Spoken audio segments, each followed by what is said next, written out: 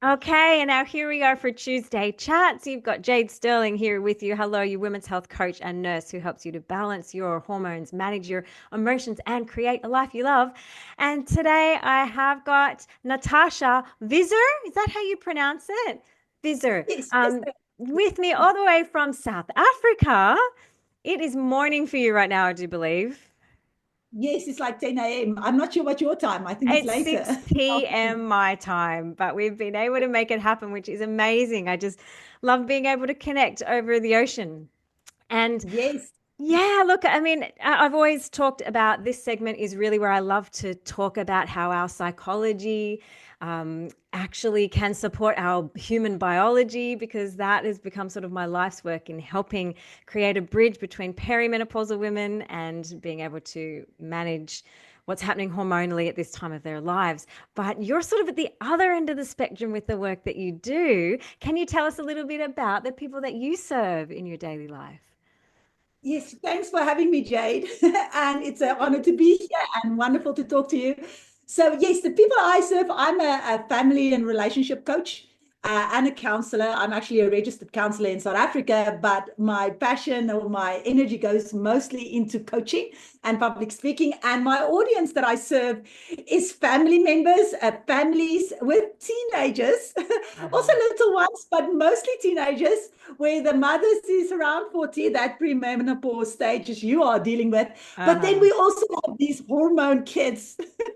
And what a beautiful, perfect storm having the parents going through tough things in life and the teenagers going through hard things in life.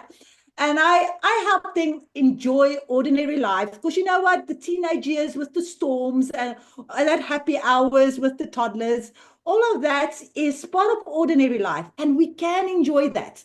And then Mm. I take these hard conversations and I make it an ordinary conversations because I go and talk to kids about sex. I talk to parents on how to teach their kids about sex and how to make healthy decisions. So Mhm. I take uncomfortable conversations, make it an everyday conversation, still respectful, but in an everyday conversation.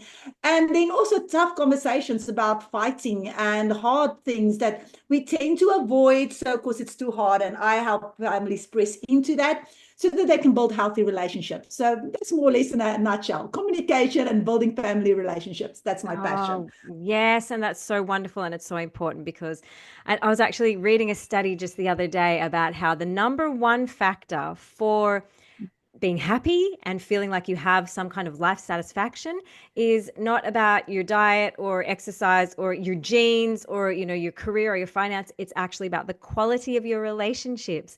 And so what you're doing actually is the most important work for the family unit to make sure that everyone's communicating well. And I can Yes. imagine, certainly from my experience, I've got a 12-year-old who's about to turn 13, and my own experience as someone who was a teenager was actually breaching those conversations around sex is would be very difficult to try and actually build some kind of bridge there to be able to create trust and knowledge, education, and also just the ability to have someone to go to about that.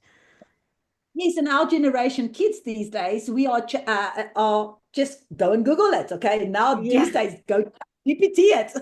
Yes. Okay. Yeah. It takes us as parents out of the loop. And it is actually the opportunity when we have hard conversations with our kids or difficult conversations. Now, when I say hard or difficult, it might be difficult to talk about sex, but there's also hard conversations like talking about death or talking about something that bothers you, all right, or some Mm. irritation. I'm talking about general life hard things that we can talk about in a confidential, hard conversations. And having those conversations brings us closer as a family. But now we just Mm. go and do it, It's so and it's a true. way Yeah. of connection. So we want to step into that conversations, be brave enough to come and have those conversations as families so that we can build closer relationships. And it's Yes. actually Love it. art that What builds was the that? relationship.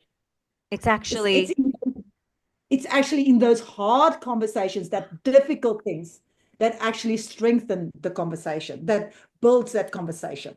yes. Yeah, I love it. And so in that case, like how do you actually do the parents come and find you? Or are you, I mean, they would, I imagine. It's not going to be the children, the teenagers who are going to come and find you, but they reach out to you because they're having problems with those hard conversations. Yes. So, yeah. So the parents normally approach me and say, "My Yeah. teenager is out of control," or Yeah. "My I've seen pornography or having sex or something like that." They normally see me at school. So I go to schools and places, public speaking events. And then by schools, they normally approach me and ask me to do their sex education for the 13-year-olds, 15-year-olds, depending on which schools I'm going to. Yeah. And then I present to the parents and the teenagers because most of the time they like pass the pond like the responsibility to the school, and then the school passes to me to say, Uh, "Oh, you just give the sex ed to the kids and we're done." It's like a yeah. box we ticked. We did the sex ed. But Yeah. I believe it's a community thing. The parents are actually should be the source of information, not just the school. All right, we Mm. teach our kids the values about that. That's why it's such a big deal. So I take the hands with the school and say, "Okay, I will do the sex ed if we involve the parents." So I do the Ah. public speaking. I have parent sessions, and then I have the sessions with the kids. And normally from there, the parents say, "Oh, okay, she does that. I need to talk to her." And then I normally have those parents coming to me worried about maybe the kids have seen porn or something like that. And then they want to send their kids first. And normally I do deal with the parents first. Uh-huh. Because we need to realize the responsibility is on us to have that connection with our kids to come and communicate. And I want to actually add, it's so interesting. Eventually, when I see the kids want to talk about sex. Uh-huh. They want to ask the parents. I've got this one kid, if I might tell the story. I've got this one Mm. kid years ago. He was 17 more or less, and his mum brought me the first time because he was struggling with a little bit of social anxiety. But when he was here in my office, he was telling me about his first kiss and about how to hold a girl's hand. And he was just like throwing all these things. And I said, I was so enjoying the conversation because it was like, it's fun. He was talking about me to all the things that matters in his life. And I Oh, asked him, you know what? You can talk to your mom about this. This is such a fun conversation because I was bonding with this child, with this teenager. And yeah. he said, "No, my mom just wants to know what I'm going to study and what's my marks." And I said, "I want to talk to my mom, but she doesn't want to talk about it." And I thought, wow, Mm. that's sad. Because Mm. as parents, we don't realize our kids actually want to talk about it. We just Yeah. need to give them the opportunity and be available. And I teach parents then how to be available and have that opportunities and don't miss on that opportunities. They are Yes. more open than we think. Yes. Look, I've got a mosquito here because it's prime mosquito here in Australia. So if you see me like swatting and like, so what's that between like hilarious. We are in Australia, ladies and gentlemen. So tell me a little Okay. bit more about that with how you can, because the internet too must also be a barrier, as you said, between the children and the parents. So how do you help navigate, firstly, I guess the parents being interested? Because I know when my kids sometimes tell me things like today, my 9-year-old was like, "Mom, I just jumped off the roof." And I'm like, I don't want to know. Actually, I don't want to know. And I thought about it later. I thought I probably should want to know, because at least if they're going to jump on the roof, I can say to them, "Okay, how are you going to do it safely?" and be able to navigate them through that way, because they're going to jump off the roof anyway. And I guess it's very much like being intimate, particularly in puberty, is going to be like that too. So how do you navigate that as the between not ending up being the middleman for the families, helping to bridge that Yeah, connection? helping them to bridge the gap. All right. Yeah. So, first of all, parents, don't freak out. That sounds so crazy, but we tend to freak out on the small things. Yeah. Okay. And that is sort of our test, if I can put it like in, in colons, to say it's our test from our kids to see, can I trust my mom? Will she, or my dad? Will he freak out? Mm. All right. Because now, let's say they come home and they tell this filthy joke, a filthy sex joke. All right. Yeah. And you're like, who told you that? That's Uh-huh. gross. Okay. That's Uh-huh. disgusting. And how can you do that? Okay. Well, that's a taste. And not like your child is really tasting you consciously. That's more of subconsciously. But if you freak out about that, they're not Yeah. going to come to you. Yeah. So let's be calm. you can just, now, of course, if it's against your values and all of that, we're not agreeing that it's okay when we stay calm. Obviously, we're not saying it's okay to tell a filthy joke. That's not what I'm saying. I'm saying, are you staying calm in that moment? Let your child tell the story. Okay. And then you can Yeah. say, that's interesting. Okay. Oh, okay. Did you find it funny? And then what is funny about it? Okay. Be Uh-huh. curious, not critical to cease. Yes. Curious versus critical. Okay. Because when we're criticizing, they're going to pull back. Yeah. If we're curious, they're going to lean in. All right. So just ask some questions. And then after you ask some questions and you found that common ground, then you say, well, sometimes, like with my daughter, she doesn't even know what it means. Yeah, yeah. Often. Don't really understand, especially when they're younger. All right. Yeah. Or if they do understand, that's also fine. It shows you the level of engagement with their friends, okay? And then you can ask, well, how did that make you feel? Did you feel uncomfortable? Is that an ordinary conversation? Now, we're not, I'm just giving some questions. Don't interrogate your child. That's also not a good thing. Yeah. But just get some curiosity. Say, well, help me understand. So when you help play the side of curiosity and feel like, what am I missing? Mm. What this is a new generation. They have a different world than what I have grown up in and have that curiosity. All right. That helps you to your child to open up. And then I'm going to give you my top tip. Okay. Yes. Curiosity first. Second one is never, ever, ever, ever ask why. Never Ah, ask. All right. Why? Even if you ask it in the most beautiful, kind, loving way, it has some trigger that causes you to defend yourself. All right. aha. A why question is actually a statement disguised in a question. All right. So Yeah. so let's use a stupid example. Our husbands. When we ask our husband to go and throw out the trash, okay, and let's say he didn't do it, okay, and you ask him, why didn't you throw out the trash? He will say, well, I'm busy. Can't you see I'm busy working? I had a stressful day. Okay, he's going to Mm. defend himself because he's not a bad guy. All right. And then you go, well, I'm also busy. And round we go. Okay. There we go at the silly fight like that. Okay. Mm. And especially if I know your audience may be premenopause, if we are like already at edge, Yeah. okay, we go at it. We're tired, we're emotional. Why can't you just throw out the trash? That's the one thing I ask of you. Can you see how that builds up? Okay. Now, Yes. same scenario, and we don't ask why. Say, well, also a question. Will you please remember to take out the trash? Okay. Mm. See the Mhm. same question. Say, oh, I'm sorry, I forgot. I'll quickly do it now. I was so busy. Okay, Mm. see, we have a connection there. It's Yeah. completely different answer. Okay, Yeah. because he doesn't feel judged. He felt helped. Now, our daughter comes home from school and she was excluded from a group. All right. And then we say, now, why don't you just go and sit at another table? Now, Mm. seriously, did she think about that? What is she Mm. respond to that? Okay. Or Mm. she's just going to withdraw. She doesn't even have an answer. She probably did try. Okay. And now she needs to defend herself as if she did wrong by them excluding her. But what if you say, Mm. well, tell me more about that? That sounds hurtful. It's Mm. completely different. You see, Yes. Yeah. criticism is in a why question, even if you don't mean that. And I know we as parents want to help. Why don't you try this? Why don't you try that? But it actually triggers it for us as well. So my kids also know when I ask why, or even if they ask each other why, they will say, ask me a better question. Ah, yes. That's a great Yeah. response.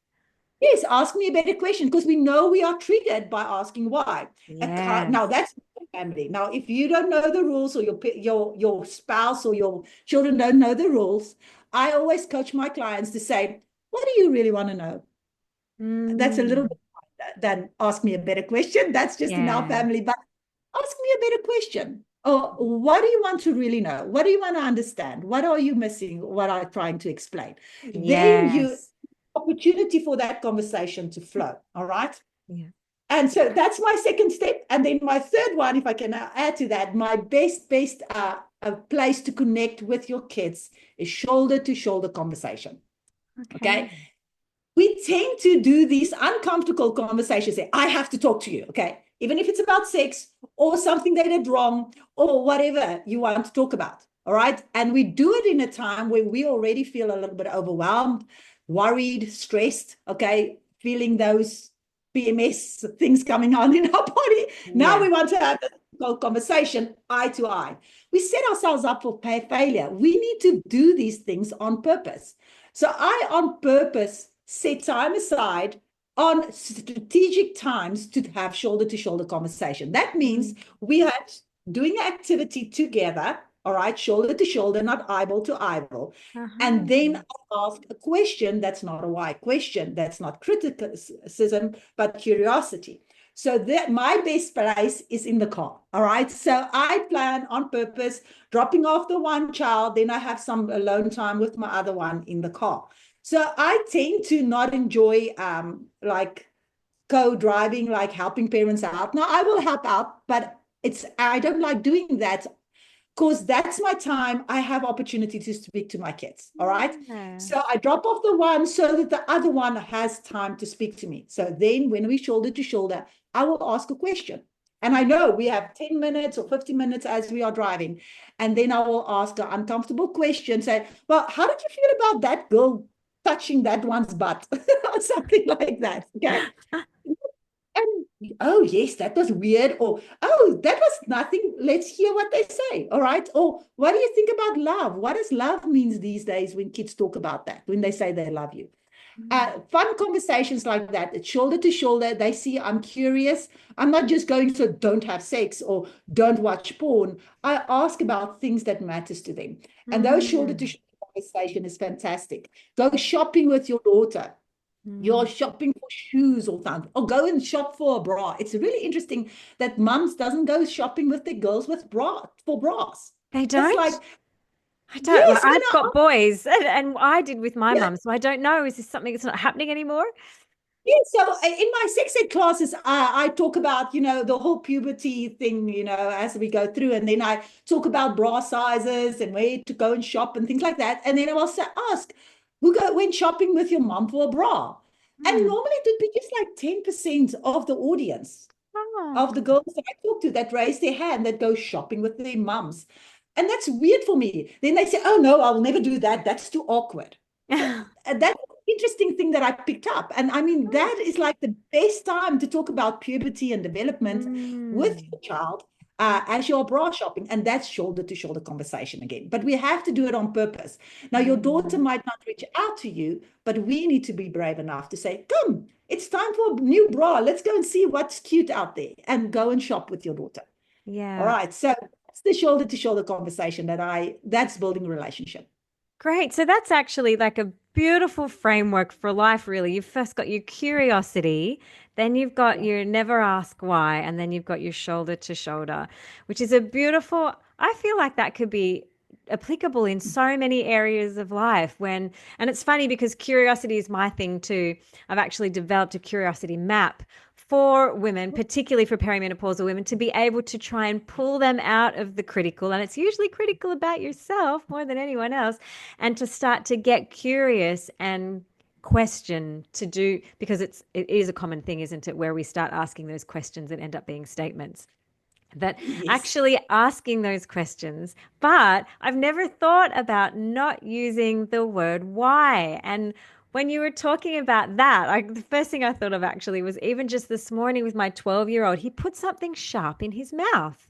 And that seems to be like, I would think my adult brain says, doesn't, you're a 12-year-old now. Why would you put something sharp in your mouth? And I actually said to him, why did you think that was a good thing to do? And straight away he was like, oh, trying to come up with all the reasons as to justify his behavior. And then he felt bad and went through the whole gamut of emotions.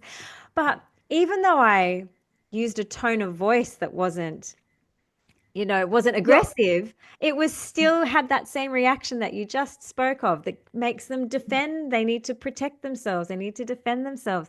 So becoming aware of that, I think that is really powerful. And I think for women too, who are watching their hormones, watching their emotions show up in their daily life, to be able to, because I think that's, people often say, I ask myself, why did I do that? Why did I say that? Why do I do what I do when I know what I know? We know, we know that one's a common one. And so Yeah. that is real and really powerful. And thank you so much for sharing. And the shoulder to shoulder is something either I've never thought about. The eye to eye. You sit down and you look at someone in the eyes normally when you're having a deep and meaningful conversation. But that could actually be quite confronting and perhaps not Yes. necessarily allow for the openness to just connect and be side by side. Oh, I Yes. love it. I love it so much. And so that I think can be applied definitely to the perimenopausal women that I come in contact with, to be able to foster curiosity, not criticism. Never Yes. ask why of yourself or your husband of why he's not putting out the garbage. And the shoulder to shoulder, finding an activity. I just think that's beautiful. Thank you so much for sharing Yes, that. I and feel, especially with the boys, you just mentioned you have boys, all right? hmm, Boys, they don't do the talking much, all right? You have no. to go and kick the ball with them or go play laser tag or something. Yeah. My son, he talks a lot when we're in the car, and I set it up from they were really young, so they know. So I can see my son. He would come and said, I was waiting for our drive. No, he doesn't know the story I'm telling you now. He doesn't listen to my podcasts and things. But I was waiting for this opportunity to ask mom. They know it is coming. They plan for that to ask. So when we do it from a younger ages or even older, but just get into the habit that there's opportunity to talk to them about some things. Yeah. And then showing them you are open to that. They won't jump out of the car. And they have something to look at if it's uncomfortable. Uh-huh. And also, yeah, it keeps the emotions more at bay. And then have the opportunity to ask hard questions. So Yeah. it works. Oh, I love that. Oh, well, tell me a little bit more too about when you were talking about before with the fact that we were saying how quite often perimenopausal women are going through their hormonal changes at the same time that their pubescent teenagers are going through their changes. And so you said that you actually already talked to the younger girls about those changes at menopause and how that's going to look for them. And so, but you involve the parents. You were saying you always make sure that the parents are involved. So this is a conversation that you have with both ends of the spectrum. Oh, ends of the spectrum. Yes. So in our sex ed sessions, all right. So I spend about 5 to 6 hours a day. The school give me with the girls one day and with the boys. And then always they ask the boys and the girls, all right. So when we talk about menstruation, all right, they say, now, when do you start and when will you just forever menstruate? Okay. So that they ask that. They think they're clever. They know that. Even that, all right. Then I say, what a beautiful question. No, you don't menstruate forever. All right. So when you go into menopause, all right, that's the sign that all your eggs and all the biology, then I explained that. That's a sign that you are actually going into menopause, all right? Actual menopause, not premenopause, but your audience know all of Yes. that. Yeah. But that's a beautiful setup for us as parents to take the conversation further. Yeah. Because when I talk to my teenagers, okay, we talk about all the hormones and all the irritation and the anger and the frustration and the crying, not Yeah. knowing why I'm angry, going through that emotions, all right? And then we can translate that now the same way your mom is also experiencing that. So Mm. we as parents can be an example to our kids, not to say just drink a pill and feel better. Mm. Now, we do need some hormone stuff. I'm not against that. Okay. And we that. Okay. But one of the problems I have with our kids and our society or whatever is just when girls say, well, I'm PMSing, so just deal with it. Okay. So every Mm. month I can just sort of kill my husband emotionally because Mm. I'm PMS. Just deal with it. No, all right. We Yeah. know it comes every month. All right. We know that is part of our biology. It's not a surprise. So Yeah. we need to learn, like you say, be curious. I teach the girls, the teenage girls, as they go into menstruation, into puberty, all right, how to self-regulate. It's a Mm. skill. So Yes. the same way I talk to them and say, go and check your mom. She's going through these hard things as well. What does she do to self-regulate? Does she sit outside and journal? Does she Mm. eat drink a lot of water? Does she eat Mm. healthy? Does she go for walks? All right. When you see the signs, we adapt and do things that creates resilience in us to handle that time. Okay. As a puberty and as a menopause. Now, that's beautiful because us as moms can show our girls we can self regulate. Yeah. And it's something we have in common. We don't have to like separate it. Oh, she's in puberty and label it, or she's in premenopause and label Mm. it. So Hmm. when we tend to label, it is an excuse. Yeah. I'm not saying everybody does it, but a lot of times, oh, he's got ADHD. All right. It's the same thing. So Mm. now he doesn't learn to self regulate because he has ADHD. Oh, Mm. there's skills and strategies and plan we put in place when we get distracted. The same way, there's skills and strategies and plan we put in place when we're in puberty and in premenopause. But what's fun about this, we as parents can do it with our teenagers and show Yeah. them this resilience. What a beautiful opportunity to teach our kids practical hands-on examples. They learn more from what we show them than what we're telling them. All Yes, right. yes, absolutely. Yeah, they do. And look, they've even studied that, haven't they? And measured that the fact that doesn't matter what you say, they are like sponges. They will learn so much more from what you're actually doing. Your actions speak louder than your words. And look, this is the heart of the work that I do too, Natasha. It's so wonderful to be able to talk about it because I actually find that a lot of women come to me and say, I'm having hormonal issues, like I need to figure out my hormones. They want to be able to regulate themselves so that they can show up as better parents. But when it actually comes down to it, most of the time, it's not a hormonal issue, it's an emotional dysregulation issue. So we use quite often as women just in society, we use the words hormonal, I'm feeling hormonal, or I'm feeling emotional. They're kind of interchangeable. When someone's feeling emotional, they'll say, I'm feeling really hormonal. I'm like, is this actually? Now, of course, the hormones are part of our automatic systems of our body that there are elements that we can't control, but then we have emotions that actually, yes, we do have an element of control when it comes to those. So it's first of all figuring out the difference, and then second of all actually going into the place where it's, yes, let's look at the emotion and let's look at what's actually happening there and how can we self-regulate, because showing up that way, as you just said, Yes. teaches them so much more. So that's just the heart of what for me now has become my life's work, to help people understand that. And this is how we support our biology, our human biology, by understanding the psychology. It's Yes. it makes all the difference. I have a 5-step program for my perimenopausal women that started off as a 5-step program. Now it's a 6-step program because I realized that we've it's 5 steps to helping rewire the brain, recharge the heart, recalibrate the nervous system. But then there is a certain amount of biology we have to look at. We're going to have to look at diet and exercise, and we're going to have to look at your relationships, and we're going to have to look at things that you're doing in your daily life. So I think that it can support. And just as you said, sometimes these things can become excuses, and usually they come from fear. Of course, people then don't know how, they don't have the tools to know how do I move forward when my biology is doing this. But I guess that's what you and I are out on a mission to do, is to say, hey, there is a whole bunch of psychology that can support you to still be the best version of yourself that you can be. And you don't have to be dysfunctional. Would you agree in that respect?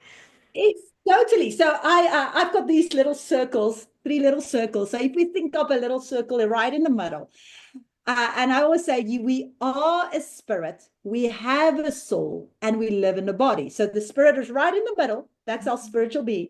Then we have our soul, the next circle. That is our emotions, our psychology. Okay, our soul is the psychology. It's who you Yeah. are. And then we have our physical body. And these are not detached from each other. All right, it works together. Now, when we are dysregulated in our soul, our body suffers. When our bodies suffer, we dysregulated in our soul. And then our spiritual being is our spiritual connection to our creator and all of that. Okay. But maybe Mm. I can tell a story about how I show the kids and the parents how to understand the difference between that emotional side, the soul part, and Mm. the physical body. It's just a little mind shift to see that emotions is not that all bad. It's actually a good thing. Okay. We Uh-huh. tend to think anger is bad, or frustration is bad, or joy is good. So, but I want to venture and say emotions are neutral. Okay. Uh-huh. So let me tell you with the story. Is that okay? Do we still have Yes. time to Oh, do that? please do. Yes. Oh, it's great.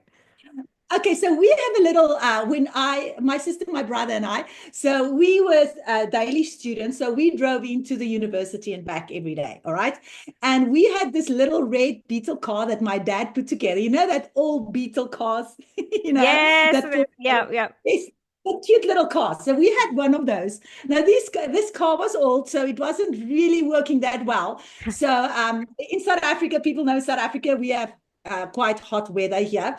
So its heater was always on, summer or winter, it never stopped being on. So it was really hot in that car. And then the window was broken, so you can never bring the one window down. And sometimes the brake didn't always work. You needed to pump the brake. Oh my And then gosh. one of the biggest problems with this car is its little fuel gauge didn't work. It was stuck at one place and the light was always on. Okay. So you never know how much fuel is in this car. Oh So no. my dad came up with this brilliant plan that we need to count driving back to university and back and forth 3 times, and then we need to put in fuel because otherwise we'll get stuck next to the road. So now, obviously, my brother, not being all that responsible, forgot to let us know how many times he drove. So I got stuck next to the road more than once. Oh Okay. no. So would you say a fuel gauge is a good thing to have in your car? Yes. Yeah. Okay. Yes. Have it, can you see? I was driving on edge, never knowing what Yeah. will happen next with this Yeah. little car. Okay. Yeah. So it's scary not to have that gauge. But we tend Mm. to think when you have a working gauge and the fuel gauge go on, oh, I must put in fuel again. You're sort Yeah. of frustrated, okay, or angry about it, or what an inconvenience, or it costs money, or whatever we thought is. But what if you were like me and you never had that little gauge that worked? Mm. Life is actually harder without that gauge. Yes. Now, let's take this metaphor and think of your body as your little beetle car, okay, going in menopause, okay? The heat waves, like my beetle car, the heat is always on. We have that hot flashes. So with our little beaten up car, there is some physical things happening in our lives, okay? So we are the physical body, is the beetle car.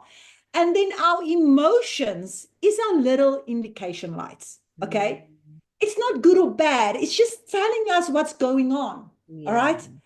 So when we experience anger, we just think, I shouldn't be angry. I shouldn't be angry. That is like ignoring the fuel gauge and say, oh, it's a bad thing. It's not a bad thing.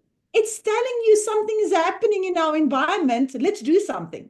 Because if the Yes. fuel gauge go on, let's go and put in fuel. All right.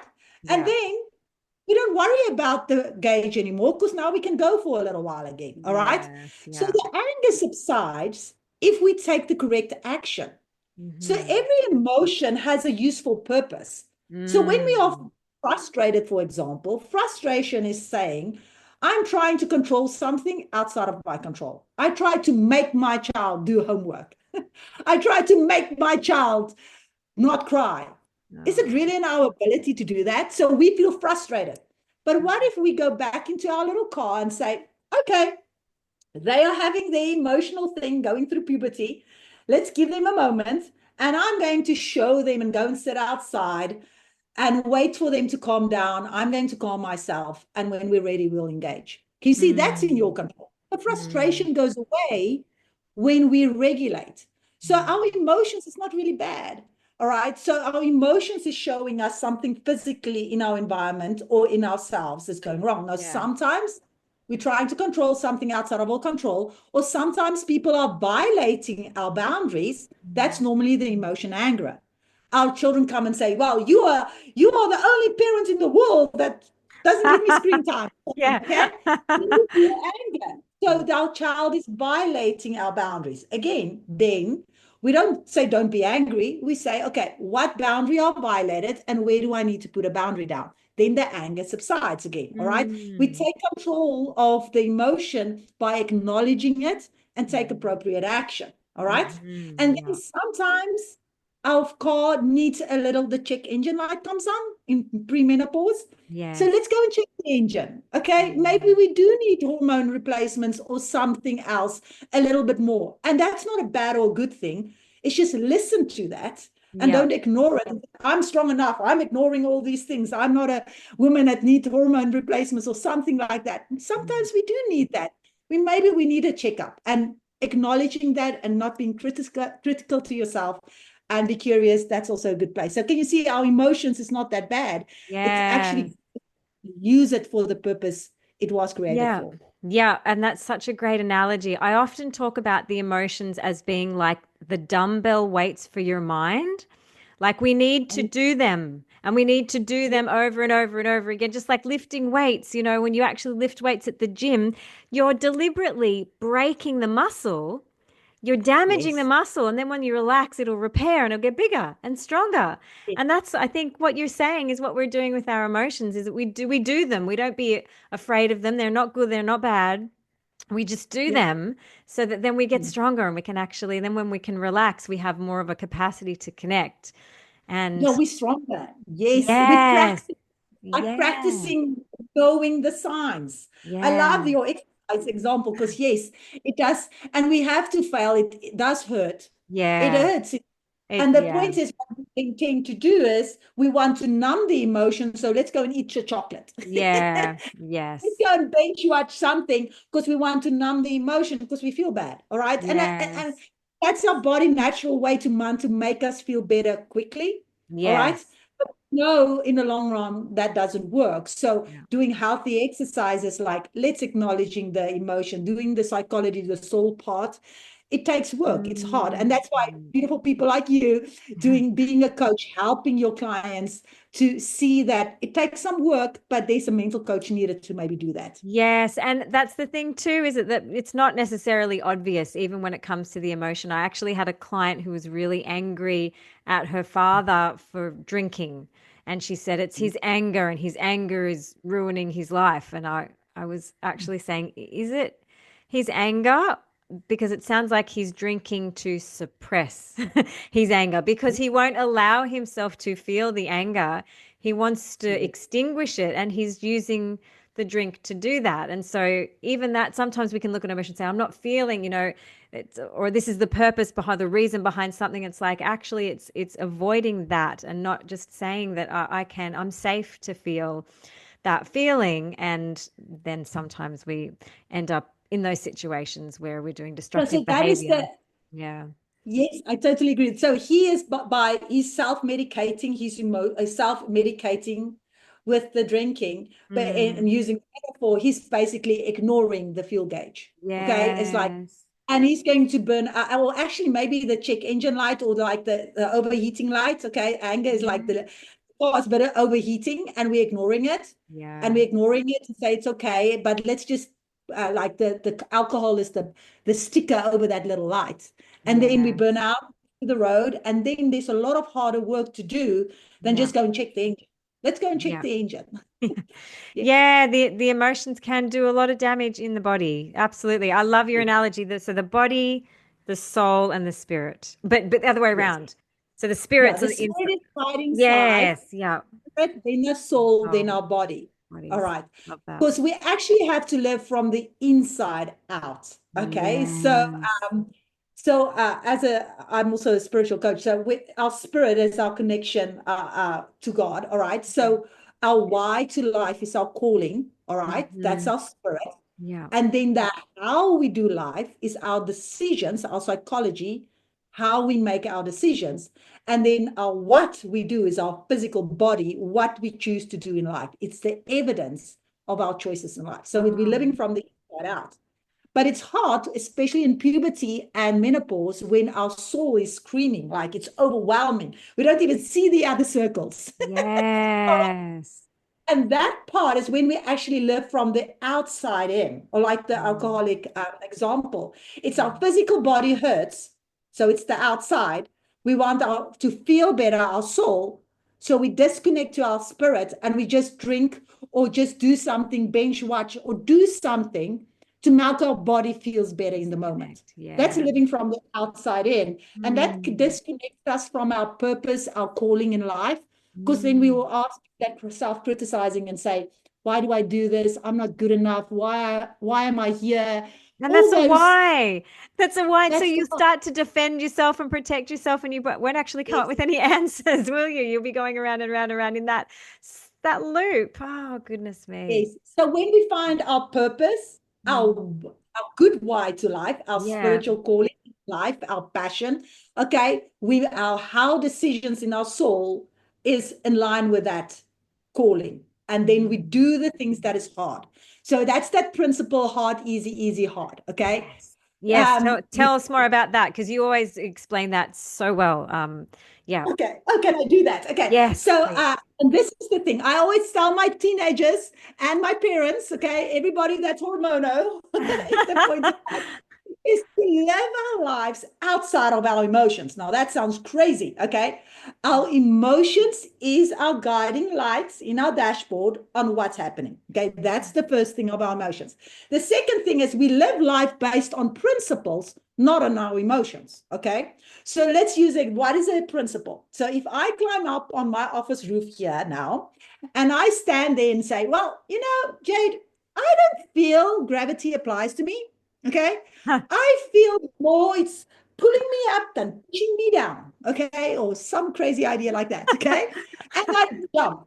Will I fly? Such a great Oh, example. yeah, so it's always laugh, and the parents like, duh.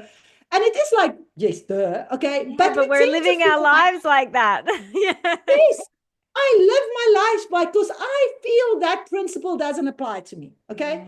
How Yeah. crazy is that? Okay. We don't live like that.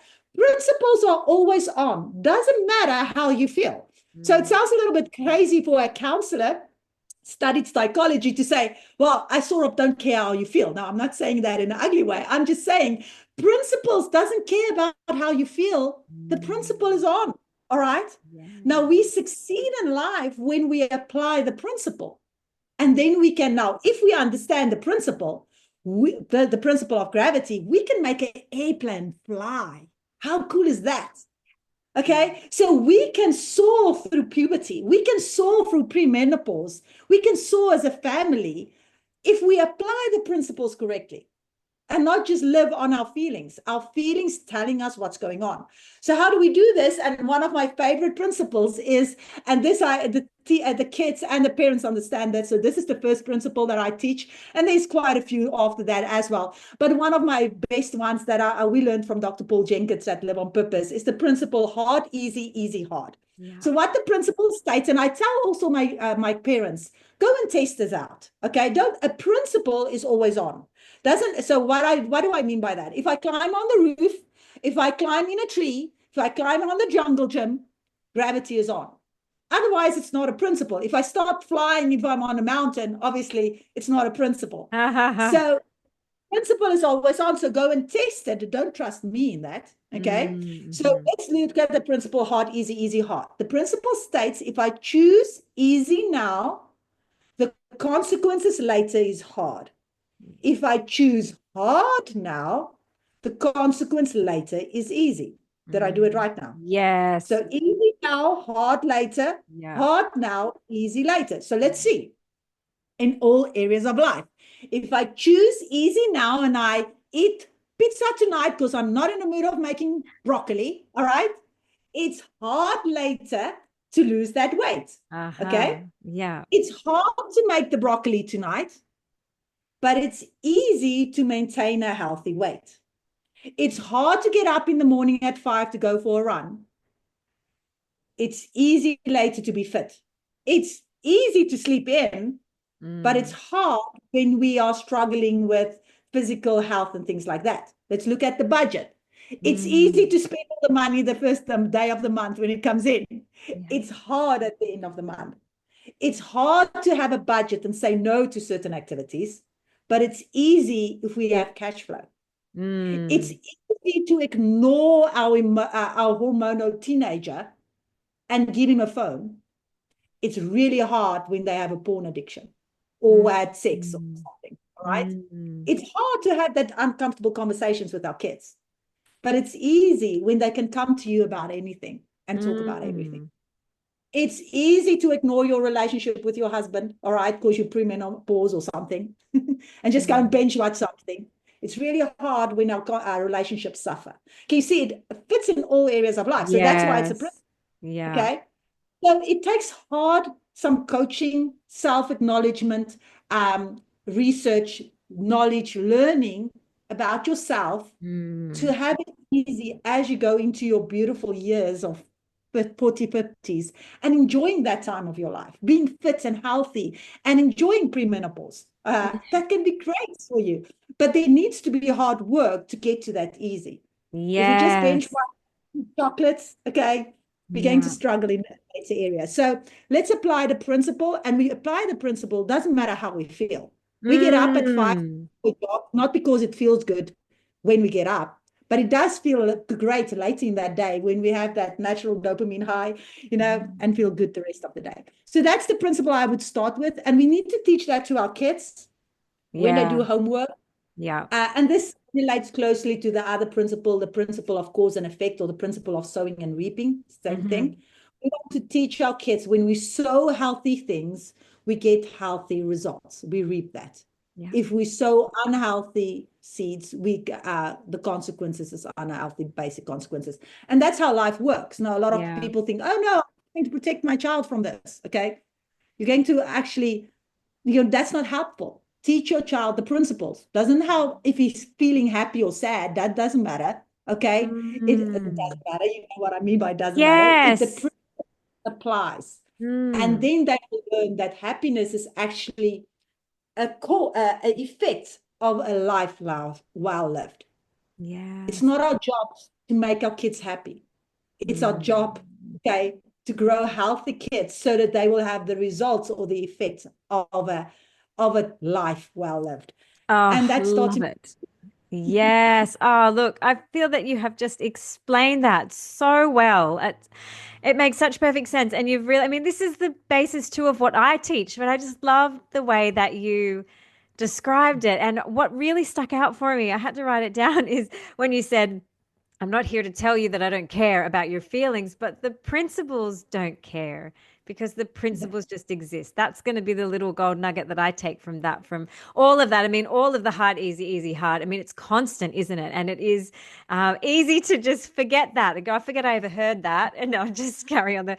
And it's harder to have to remember to live it every day. But as you said, like, all of your examples were just on point with showing how in the end, it depends where you want to go, right? And what sort of life that you live. And when you were explaining about how during hormonal changes, whether it's puberty or perimenopause, that you can soar. If we get to the place where we still understand and apply the principles, but then we can build a plane. Like I tell women, like, you're building your foundation so that you can build rockets. Like, yes. that's exactly you're saying. That's exactly what you're saying. So I just loved the way that you worded all of that. Thank you so much for I'm going to actually ask you now from that place. Um, Yeah. I'm really interested to find out, what was the moment for you, like you personally, where you realized that you needed to share this work? You needed to, like, this is what you needed to do in the world. Or did it just find you and tell you this is what you're doing? Because sometimes that happens too, doesn't it? And you go, oh, Yes, so it's actually both on both sides of that actually happened. So when my career started when I studied psychology, I needed to do my practice here, and I started off to do my practice counseling sessions in an unplanned pregnancy counseling center.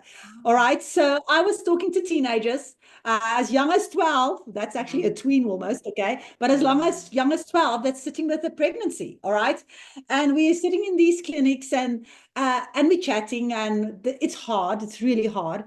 And then I would talk about principles, talking about the foundations of puberty, the basic things, sort of like it's duh, okay. ah, yeah. And the teenagers say, well, nobody told me that. Okay, my mom just said, don't have sex, don't get pregnant. And now I'm pregnant. She's going to kill me. Okay. And that's Oh, just basically how the conversations went. And from that, it actually became my passion to say, if I just sit here with all the kids that are already pregnant, okay, already yeah, STD, yeah. already broken relationship with their parents, okay, that is like damage control. But that Mm, is counseling. And coaching is, let's go and fly. Let's go and fly that airplane. All right. Let's go and soar in life. But then we need to reach these families earlier in life. Okay. So that's where my program started out, with how to talk to your kids about sex. So I wanted to help the parents to go and talk to their kids and have this uncomfortable conversations.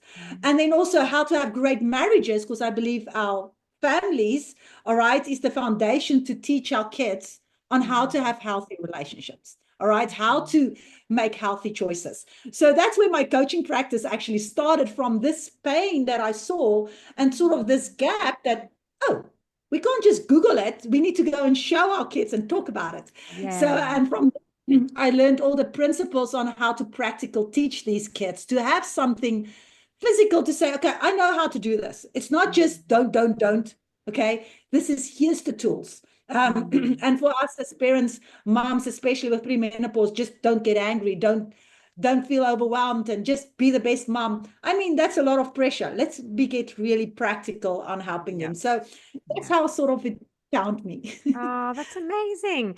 It's been so lovely to talk to you about this. And I'm just so grateful for your time. Was there anything else that particularly that you wanted to share, or anything else that I'm just trying to think of that, I mean, like, I could talk to you all day. No, when we talk, well, I can send you away maybe with a one little acronym. Okay, that's helpful for our teenagers and for our premenopause parents. Okay, so when the communication comes in together, okay, and it's the acronym SALUTE. Okay, SALUTE. All right, SALUTE. Okay. So we want, and I use that to honor our experience. So like I just said, the principles apply. We don't care about our feelings. The principles don't care. I do care. When I'm as a counselor, I do care. It's hard to go through this. So we want to honor your experience. Okay. We're not ignoring the feelings you feel. It's true about your environment, what's happening. Your lights is on. Okay. So let's honor your experience and your teenager's experience by saluting it. Okay. So let's do the quick acronym to say, how do we honor your child and your own experience going through menopause and things like that? So the S stands for show. Okay. Show your child you believe in their ability to handle it. Okay. Show yourself that you can handle it. Okay. Because when we go into criticism, okay, we don't show our beliefs in it. We just say, I can't.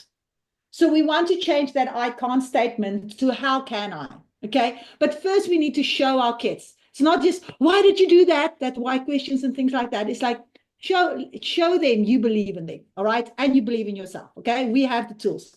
So the S is for show. The A is for affirm. So we need to permit our kids to feel the way they feel. So acknowledge the light, affirm the light, see the light. Okay. Okay, so like I say, gravity doesn't care, but the gravity says the light is on. We are aware of gravity. Okay, so affirm the emotions, permit them to feel. All right. So, and sometimes, like Dr. Paul says, in premenopause and puberty, all right, we just need to weather the storm. Okay, sometimes we can't go outside and scream at your screaming teenager. Okay, sometimes they are overwhelmed. All right, just close the windows and let them be for a little while, engage when they're calmer, all right? Yeah. L is listen. Now, these are also in order, okay? So we show the ability to handle it, affirm the emotion, showing that, yes, it's okay to feel that way. Let's see the light that's going on. And then we're going to listen. We listen by asking questions, all right? That's how we listen. So my kids, when they don't ask me questions when I'm talking to them, they're not listening. So we tend as parents to go and preach at them. If your child is not asking a question, he's not listening.